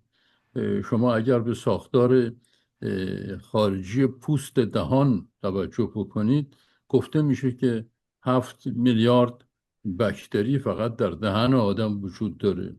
اگر شما بخواید به سلسله اعصاب آدم نگاه بکنید، گفته می شود که چندین صد کیلومتر طول رشته عصبی بدن انسانه. ما باید ببینیم که کدوم دکتر صاحب ببین کی گفته؟ همین انسان گفته. ببینید با کمال این انسان گفته، همین دکتره این تشخیص داده. یک لحظه ببینیم از علمی اکادمی پیشتیم. همین کی گفته؟ یک انسان، نه یک ما خالی انسان گفته به نداریم که نام دکتر، اما حیوانی نبوده که شما ما رو داریم تایید راجع کنه. به قرآن صحبت میکنیم و راجع به انسان قرآن هم در این و راستا اشاره نمیکنه. و شما هم چه آیه نداریم. آقای مفهوم عرفانی، من یک مثال میزنم. ببین مثال نه، چرا مثلا سعی آیه کن. قرآن شما ندارید الان عزیز من. مسلمان، آیه خب قرآن ما در این راجع راستا مسلم که شما شدن، ادعا اجازه میکنید بفرمایید، نداریم. الان مسلم ما شدن راجع به خودش در کرامت نوع از دیدگاه خدا چرا داریم. باش نمیریم؟ در قرآن ما چنین آیاتی که شما ادعای بشر گفته که شما مغز شما چقدر، چشم شما چه، قرآن نگفته هیچ چیزی. شما هم چه حالا آیه شما ندارید هم در از قرآن. نه، بشر من مثال زدی، دارم اشرف مخلوقات از قرآن که نیوردی، از بشر گفتی دیگه. بله گفته اشرف مخلوقات، گفتم در نیست. ما اشرف مخلوقات شما نیستیم. خب الان کاملا ببین در من دین میخوای که اشرف مخلوقات نداریم ما. خب موضوع شما از بحث بشر مثال رو زدی، او را انسان اجازه ساخت. بدین که جناب آقاسی پیش برن، بعد مشخصا وقت بگیرن، پرسش اگه اشکال دارید سوال کنین.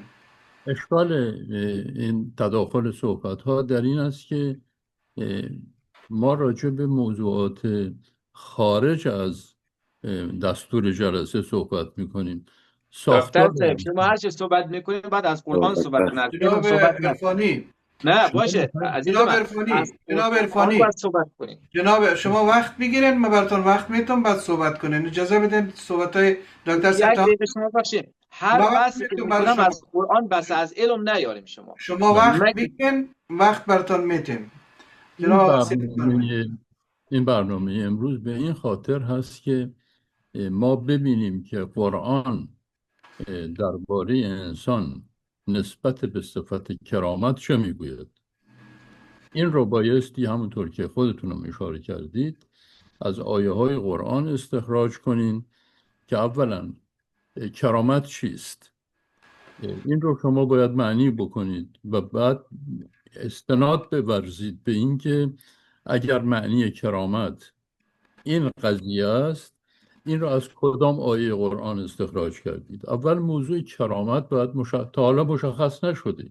دوستان صحبت کردن، مطالب بسیار سودمندی ارائه شد، ولی از نظر آیین سخن ما الان نمیدانیم که کرامت از دیدگاه خدا در قرآن منعکس می شود چیست. شما وظیفه دارید که اونو بگید. این یک. دوم، وقتی فهمیدیم که کرامت چیه و ما دارای اون کرامت هستیم، بر اساس اون کرامتی که ما داریم اون وقت میتونیم سخن بگوییم. اصل موضوع این است که کرامت انسان به داشتن اختیار انسان است، لا غیر. هیچ چیز دیگری بین ما و حیوان تفاوت قائل نمی شود و ما کرامت رو قسمت می کنیم به کرامت حیوانی و کرامت انسانی. توی این برنامه ما راجع به کرامت حیوانی صحبت نمی کنیم، راجع به کرامت انسانی صحبت می کنیم و کرامت انسانی مربوط به اختیار او می شود. به همین دلیل حیوانات کتاب آموزش و کتاب هدایت ندارند. انسان کتاب هدایت دارد. کرامت انسان در توانایی انسان و در مسئولیت انسان به پذیرش هدایت است و اختیاری که انسان در پذیرش هدایت دارد. از اینجا شروع می شود انسان بودن، که انسان اختیار دارد که از این هدایت استفاده کند یا سرپیچی کند. حیوانات این اختیار را ندارند و ما به مناسبت اینکه دارای اختیار هستیم کتاب هدایت به ما داده شده. کتاب هدایت کتاب قانون نیست. قرآن اصلا قانون درش نیست. قانون خلقت درش هست، قانون اجتماعی منظور من این است که در قرآن نیست. حق و مسئولیت به کرامت انسان واگذار شده. تشخیص حق و مسئولیت، پذیرش علت و قرار گرفتن در اکتساب معلول به انسان واگذار شده. میشه که استخراج کرد. برداشت من امروز این بود که دوستان یک لیستی از آیات قرآن استخراج میکنن که مفهوم کرامت در اون آیات مشخص شده باشه و بعد این کرامت انسان رو با جان انسان، با روح انسان به شرح قرآن در معرض سخن قرار بدیم و موضوع دوم رو مطرح بکنیم که آیا نابود کردن و کشتن این انسان بر چه موازینی در قرآن مجاز شده و چه موازینی مجاز نشده و آیا دخالت در احکام قرآن مجاز است یا مجاز نیست. از نقطه نظر فایده اجتماعی این بحث، چون بحث فلسفی کردن به خصوص وقتی که اصلا سخن بر سر فلسفه نیست، سخن بر سر حق و مسئولیت است و کرامت انسان در زاویه حق و مسئولیت باید بررسی بشه که ما ببینیم نقش هدایت برای تربیت این انسان در کجاست و حدود اختیار انسان در قبال با مسئولیت او چه نوساناتی میتواند داشته باشد و نقش قرآن در هدایت و اصلاح انسان چگونه عمل می کند و بعد تنبیهات قرآن، تضییعات قرآن، نحوه برخورد قرآن با انسان بر اساس اون کرامتی که خدا به انسان داده چگونه. همه بحث ما باید روی کرامتی باشه که از زبان خدا تعریف میشه. من به نظرم میاد که اون بحث اون به نتیجه میرسه، ولی بحث فلسفی به این که ما انسان رو در معاینه قرار بدیم و از نظر علمی ببینیم که چطور ساخته شده. تنها تفاوتی که ما اینجا میتونیم قائل بشیم و در موردش صحبت بکنیم اصل اختیار و هدایت که منجر به عدالت میشه. توی این مثلث ما میتونیم که بحث بکنیم. من وقت رو به شما دوستانم. تشکر. و همونطور که شما اشاره داشتید ما هم انتظار داشتیم دوستان، چون موضوعی که پیشنهاد شده بود از دید قرآن میخواستیم کرامت انسان و قتل نفس را آمار ارقامی که از قرآن دوستان استخراج میکنن که به چه تعداد آیات اشاره شده راجع به کرامت انسان و یا به چه تعداد آیات داریم راجع به قتل نفس. و کم کم شرح و توضیح یا خلاصه آنچه که از مجموع آیات استنباط می شد به این صورت نبود. اگرچه دوستا تحقیقاتشان ارزشمند است، ولی در جلسات بعد کوشش میکنیم روی اجندا متمرکز شویم. از اجندا اگر خارج بشیم بس به انحراف میره، وقت دوستا هم گرفته میشه. اگرچه پرسش ها اساسی هست، ما نفس پرسش رد نمی کنیم، ولی در کانتپس موضوع اگر باشد بسیار خوب است و تکان دهنده و بیدار کننده. بسیار زیاد تشکر. دست آقای میرزایی رو یک لحظه بالا دیدم. دوستان فقط دست دیجیتالشان رو بلند کنن، من برشان وقت میتونم، مشکل نیست. بفرمایید جناب میرزایی.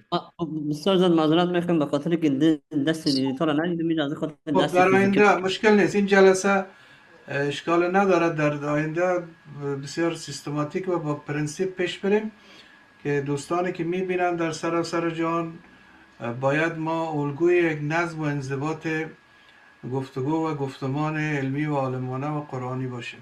بفرمایید. تشکر جناب زاراوی صاحب محترم، یک بار دیگه تشکر میکنیم که وقت دادین در این برنامه زیباتون اشتراک کردیم. پلان که ما شخصا خودم گرفته بودم، آیات ها را همون ساختار انسان اولا مورد ارزیابی قرار میدادم و کرامت از اون ساختار انسان ها برای مردم میگفتم، و در بخش دوم که موضوع قتل یک انسان بوده، او بخش دوم و جداگانه کرده بودم که ما فکر کردم که دو بخش است. در بخش اول موضوع کرامت بحث میشه و در بخش دوم موضوع قتل بحث میشه که این دو را فکر کنم وقت مساعد نشد. اما به شکل خلاص میخوایم که دو آیت اینجا اشاره کنم. ببینید دوستای عزیز، کرامت خداوند متعال در سوره حجرات آیت 13 میگه یا ای مردم، میگه ما شما را از یک مرد و زن آفریدیم و به گروه ها و قبایل گوناگونی تقسیم کردیم. کرامی ترین، یعنی کلمه اکرم آمده در اونجا، یعنی برترین شما در نزد خداوند با تقواترین شماست. شما را یعنی وقتی که ما تقوا داریم به کرامت میرسیم و ریشه کرامت در تقوا هست و ریشه تقوا را که میدونید در قرآن کریم در سوره بقره بر شما بیان میکنه که در انفاق است، یعنی کلید تقوا در انفاق است و کلید کرامت در تقوا است. مرحله داره که میرسیم به کرامت میرسیم. این موضوع اول بود. و موضوع دوم ای که در مورد قتل ما آیت اینجا بر شما بیان میکنم دوستای عزیز. ببینن جناب عرفانی صاحب محترم آیت خواندن، اما آیت مشهوری که در سوره مائده آیت 32 بر ما بیان میکنه، میگه کسی که یک نفس را به قتل برسانه به این معنی است که کل بشریت به قتل رسانده، و کسی که یک نفس نجات بده به این معنی است که همه بشریت نجات داده. و نکته جالب در است که اگر آغاز آیت شما بررسی کنین، میگه که ما بنی اسرائیل قانون گذاشتیم. بنی اسرائیل هم مخاطب قرار میده. ما ایرا ادعا نمیکنم که این آیت برای ما مسلمان ها برای ما نیست، نه، ایرا ادعا نمیکنم. این آیت با خط قرمز اولین به شکل معجزه آمیز اولین بار بنی اسرائیل مخاطب قرار داده که اونا رو هشدار داده، بعد از طریق بنی اسرائیل همه را مخاطب قرار داده.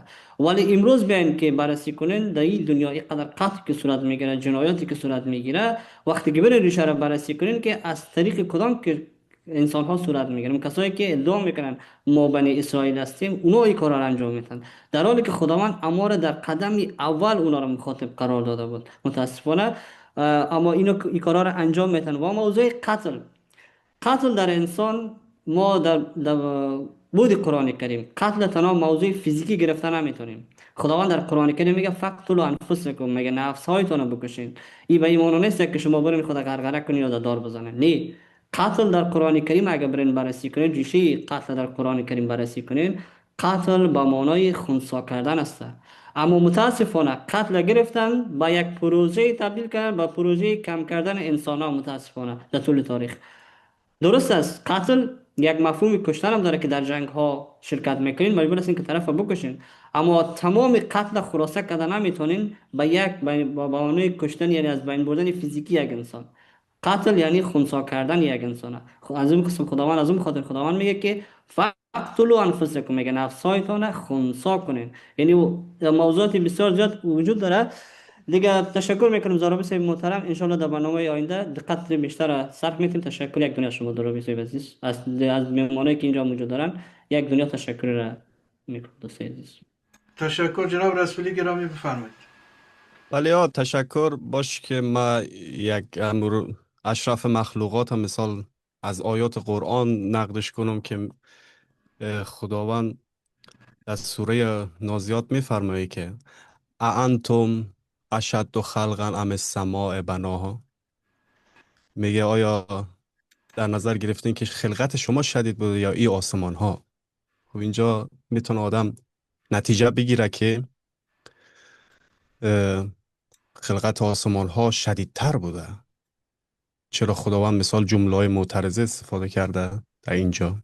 خب ببینید دوستان، از مسئولیت هایی که ما صحبت میکنیم از اینا ما باید بیاموزیم که این خلیفتن که گفتم خودش صفت مشبه هست و دلالت بر فراوانی میکنه. مثال داخلش امانت است، اختیار است که سوره اسراء میگه که ما سرنوشت شما را در گردن خود شما انداختیم. از این میشه استنباط کرد که ما اختیار داریم و قدرت انتخاب داریم. و موضوع حق است. اینا مسئولیت هایی که حتی عدالتی که خداوند امر کرده ما را به عدالت و احسان در سوره اه، اه، عدالت و احسان ما را امر کرده خداوند. اینا همش مسئولیت هایی است که بنی آدم داره که این عهدش است که از طریق عبد شدن، عباد الرحمن شدن یا عبدالله شدن، اینا را میتونه آدم رشد پیدا کنه. انسان که خود کرامت هم من میتونم بگم که فقط بر اساس تقواست. فقط بر اساس تقواست که بعد مد نظر داشته باشیم که ما قدرتی داریم که تقواست و وعده که خداوند در آخرت داده به ما میگه که عاقبت للمتقین. المتقین باز خودش یک صفت مستقل است که از خودش زیر مجموعه داره که مثال ایمان هم داخلش است. و این موضوع تقوا رو نباید ما مد نظر نگیریم. باید این گفته بشه که یک انسان وقتی که مسئولیت داره و مسئولیت پذیر است که خداوند هم گفته در سوره اسراء میگه لا تقف ما لیس لک به علم ان السمع والبصر والفؤاد کل اولئک کان عنه مسئولا. میگه پشت سر هیچ کس نرین که شما بعضو چیزی که علم ندارین. میگه ای چشمتان، ای گوشتان، ببینیم ما میبینیم میشنویم. این میره در وجود ما، در فؤاد ما. اونجا مرکز تجزیه تحلیل است که ما تجزیه تحلیل میکنیم، به یک علمی میرسیم و او علم میتونیم استفاده کنیم در زندگی خود. میگه اینا مسئول هستن. اینا خودش امتیازاتی است که قرآن داره به ما میده و به ما داده گفته شده. و این امتیاز داده از اون مهمتر مسئولیت هاست. این مسئولیت ها را آیا ما شناختیم؟ همین که میگیم که یک نفر رو نکش، بر چی اساسی؟ اینا باید گفته بشه. به نظر من زیاد نتونستم اشاره بکنم، نمیفهمم چقدر وقت دارم. و بسیار خوش شدم که در برنامه شما شرکت کردم و با آقای آقاسی و عرفانی و میرزای و خود شما میزبان گرامی آقای زرابی هم کلام شدم. انشالله که موضوعاتی بهتر باشه که فقط در همین زمینه صحبت بشه. وقتی که ما از کرامت صحبت میکنیم باید مسئولیت مشخص بشه که من چی مسئولیت دارم و از اون مسئولیت من چی رقم میتونم درس بگیرم و او را پرورش بدم که من همون را نیروی تقوا و نیروی صبر میبینم. واصبر ان وعد الله حق. تشکر از کلگی. تشکر جناب رسولی گرامی. برستان برسانم که انشالله در برنامه بعد شما رو زحمت میتیم. جوانای مثل شما همیشه میتوانند در این صفحه باشند و با ارشادات اساتید مثل جناب آقاسی و دانشمندان گرامی بتوانید نقاط ضعف و قوت همدیگر را تکمیل کنید و از اشارات و تجربیات دوستان بیاموزیم و از ابتکارات و نوآوری و خلاقیت جوانا. اینها در هم باید خمیر شود. بنا به گفته دکتر صاحب فرید یونس یک کلچه نو بپزیم که کام مردم شیرین بکنه، نه اینکه مردم هراس داشته باشن از آیین اسلام اونچه که از کلام خدا روایت میکنن و مردم را میترسانن و میلرزانن، امید و آرزو و خوشی در واقع از دل و جان انسان ها رو بوده میشه. با تأسف عملا همینطور هستیم در حالت استحصال. ما مسلمان ها با جمعیت کمی بسیار زیاد، ولی از لحاظ کیفی فوق العاده زیرو هستیم. خب جناب عرفانی عزیز، گویا شما زیاد رضایت نداشتید از آنچه که در جلسه گذشت، ولی من پیشنهاد میکنم شما در کانتکست همین دو موضوعی که خود شما هم انتقاد کردید که بهش پرداخته نشد، اگر پرسش خاصی باشه بازم میتونید مطرح کنید. این که به پاسخ میرسین یا نه موضوع علایده است. در غیر او ارزیابیتان را از این جلسه میخواهیم. بله، از بسیار خوبه دوستا. بس اینه که ذکر کنیم، من به فلسفه نرفتم، از درون دینیه. دوستا باز میگن فلسفه رفتم، من فلسفه نرفتم و من ایر به شما میگم که دوستان نتونستم این جواب بدن. این واقعیت دیگه. باز این سر منبر کو نیست. اکادمی و پژوهشی جداست از اینکه ما منبر یک نفر بره منبر هر چی میگفتم ما میگفتیم قبول است. خب این نمیشه. بس از درون دینی بود، فلسفه هیچ وقت نیست. شما از درون دینی، ما گفتم حضرت نوح امثال از اینها، خوبی جواب نمیتونیم ما داده باشیم. باید تحقیق بشه. تشکر از شما. اگر دوستا باز ادامه بده، همین که کرامت انسان ما میگیم خودمون ترجمه میکنیم. آیات قرآن مجید خود ما میگیم کرامت انسان، خود ما ترجمه کردیم. آیا زبان عربی که زبان خدا متعال که زبان عربی او هم کرامت گفته یا حرمت گفته؟ خب بحث جداست که روی موضوع بسیار بعد صحبت بشه. سپاس از شما. یک جواب اشاره میکنم با بسیار کوتاه به جناب عرفانی صاحب محترم. همینجا کرامت را تشریح کردیم که گفتیم کرامت در تقوا وجود داره. سوره حجرات آیت 13 رو براتون بیان کردیم. و در موضوع نوح گفتیم که چرا دیگه حیوانات مجازات شد. ببینید خداوند در قرآن کریم نمیگه که ما دیگه حیوانات رو مجازات کردیم. برای نوح میگه که از هر حیوان یک جفت برای خود بگیریم تا اینکه در اون منطقه که میریم به درد خودتون میخوره. این به این معنی نیست که تمام سیاره زمین نابود کرده باشه، تمام حیوانات از بین رفته باشه. و به خاطر که نوح یک کشتی بسیار کلان را درست کرده باشه که از هر نوع حیوانی که در روی زمین باشه جمع کرده باشه، این یک مفهوم وجود نداره از داخل خود قرآن. از داخل قرآن یک مفهومی رو ما لازم میاریم که طوفان میشه، آبخیزی میشه، در هر منطقه که میرین به درد خودتون میخوره. خلاص بس این مشکل، این برداشت نقص کجاست که برداشت ملاحی را، برداشت حدیثی و روایتی را میارن برای قرآن تمویل میکنه، در حالی که ریشه قرآنی نداره. قرآن برای ما قسم بیان میکنه که در اون منطقه که میرین به درد خودتون بخوره. تشکر. بسیار زیاد. عزیز من ببینیم عزیز من نگفتم که چی بوده دیگران جمع آوری کرده داخل قای. من گفتم اینجا عدالت خدا زیر سوال میره. پس میگه که انسان ظلم کردم، سرپیچی از امر خدا کردم، خدا میگه ایمان بیاری بیا داخل کشتی، اگه نمیاری غرق میشی. خب دیگران چی جرم و جنایت کردن؟ چرا از اینا یک جفت گرفته شه، کل اینا دیگه نابود شه؟ شما سوال نگرفتین عزیز من. ما سوال جواب دادم. این برنامه را از سر گوش بگیرین، جوابتون در داخل. نه، این سوال شما سوال اکادمی علمی نیست. من که ظلم کردم، ایمان نیاردم، غرق میشم، گناه دیگه حیواناتی که غیر ناطقه نیست. اینجا امیر من برات میگم جناب عرفانی صاحب محترم، قربان شم، امیر برات میگم در کجا خداوند گفته که من دیگه حیوانات باید نابود کنم از خاطر گناه شما؟ نابود کرده خدا دیگه. برداشت شماست که از حدیثا گرفتین. نابود کرده، از هر کدومش خود شما گفتین یک جفت گرفته دیگه، خودش نابود کرده خدا. بگذاریم حالا فعلا به انسان ها برسیم، باز راجع به حیواناتم بعداً میشه صحبت کرد. خب جناب دکتر آقاسی گرامی، من پیشنهاد میکنم قبل از اینکه شما کلام آخر رو بیان بفرمایید، در جلسات آینده یک استاد محور خواهیم داشت. دوستان بیشتر پرسش داشته باشند تا توضیح روی یک موضوع. بفرمایید. من میخواستم عرض بکنم که امروز وقتی من میخواستم بیام به این برنامه شرکت بکنم، یک یادداشتی برای خودم نوشته بودم که تصور من برای این بود که موضوع کرامت انسان یا ارزش انسان، حالا بحث لغوی نداریم، یا حرمت انسان یا فایده انسان، از نظر قرآن به عقل انسان، به اختیار انسان، به مسئولیت انسان، به هدایت انسان، به عدالت انسان و به امانت انسان مربوط میشه.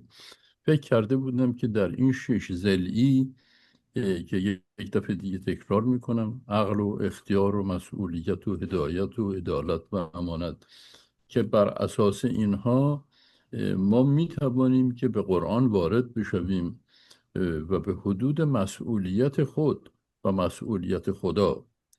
یعنی در باب مسئولیت ما تشخیص بدیم که فقط ما مسئولیت نداریم، خدا هم مسئولیت داره و نهایتا به این نتیجه برسیم که از 6200 اندی آیه در قرآن همه این آیات تعهدات خداست و اگر در یکی از این تعهدات خدا عدول کنه، خدا فاسق خواهد بود که به تعهد خود عمل نکرده.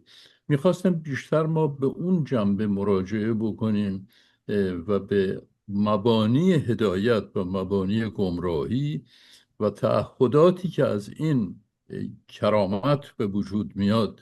ولی خب بحث وارد یک مسیر دیگری شد، این هم خوب بود. البته حالا جلسه آینده انشاءالله از اول برنامه یه سری چوب بحث هایی قائل میشین، آقای زرابی قائل بشن که این بحث مثلا کرامت در این 6 زاویه بررسی بشه و این نتیجه گرفته بشه که بالاخره نقش قرآن در ارائه عدالت اجتماعی به چه عواملی موکول هست که دنیا به این روز افتاده.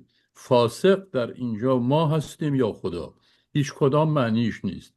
الحمدلله و استغفر الله اینها اصلا نیست. دنیایی که به این روز افتاده یا خدای فاسق به این روز انداخته یا بشر فاسق. و ما اگر تشخیص بدیم از قضاوت قرآن که فسق از ناحیه کیست، می توانیم در پی درمان او باشیم. ولی بحثای نظیر بحث امروز با کمال تأسف منتهی و منجر به دارو نمیشه که داروی این بیماری رو پیدا بکنیم. ولی خیلی خوب بود و استفاده کردیم. از همه دوستان ممنون و متشکر هستیم. بسیار تشکر از جمع عزیزان. یک آیه در قرآن است که می‌فرماید، البته ترجمهش به این گونه است که اگر کسی یک انسان رو بکشد به مانند این است که تمام انسان‌ها از اول خلقت تا انتهای خلقت را قتل کرده و بالعکس اگر کسی انسان را نجات بخشد بازم به همین پیمانه ثواب برده.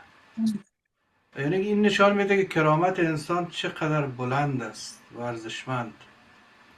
ولی دیده میشه که در بعض چارچوب‌های سیاسی یا اجتماعی کس یا کسانی را دشمن میپندارند و مخالف، یاغی، باغی، بغی و راحت فتوا میدن که کشتن اینها حلال است و جایز است و حتی کشتن زن و فرزند و طفل و پیر و جوان را ثواب هم میپندارن. خب چقدر ما فاصله از قرآن داریم. اینجا باید دستور قرآن به لحاظ اکادمیک ما بشکافیم، از لحاظ اصطلاح، ترجمه، تفسیر، تعویل، تبصره، تا در دل و جان مؤمنین، کسایی که ایمان دارن به قرآن و به خدا، برود که اگر جای دست ما میلرزد در یک پوزیشن موقعیتی هستیم، راحت دست به تفنگ نبریم و دستور کشت و کشتار انسان ها رو ندیم. به هر صورت بازم این برنامه با تمام نقایصی که داشت یک شروعی بود. انشالله در جلسات بعد یک مقدار کوشش میکنیم منظمتر پیش بریم تا فایده مخاطبین محترم ببرن و این برنامه ماندگار است و من گمان میکنم کمتر از تالیف یک کتاب نیست در این دور زمانی که ما و شما زندگی میکنیم. سپاسگزار هستم از شما. همینطور جناب زرابی. و آخرین مطلب که به یاد ما و بیننده ها بیفته و فراموش نکنیم، کرامت انسان به خاطر سرنشینی است که انسان داره، یا اگر بخواهیم که از قول رسول اکرم بیان کنیم، شرف المکان بالمکین، مکین مکان ما خداست و کرامت ما به وجود خدایی که در قلب ماست و در همین لحظه در قلب من، در قلب شما، در قلب دوستان زنده است و از روح خود در حال نفس کشیدن در ماست. مهمترین کرامت بشر وجود خدا در سینه انسان است که این به دیگر موجودات تأثیر و تعامل پیدا نکرده است. بسیار متشکرم. با العاده ممنون. سپاس گذاریم جناب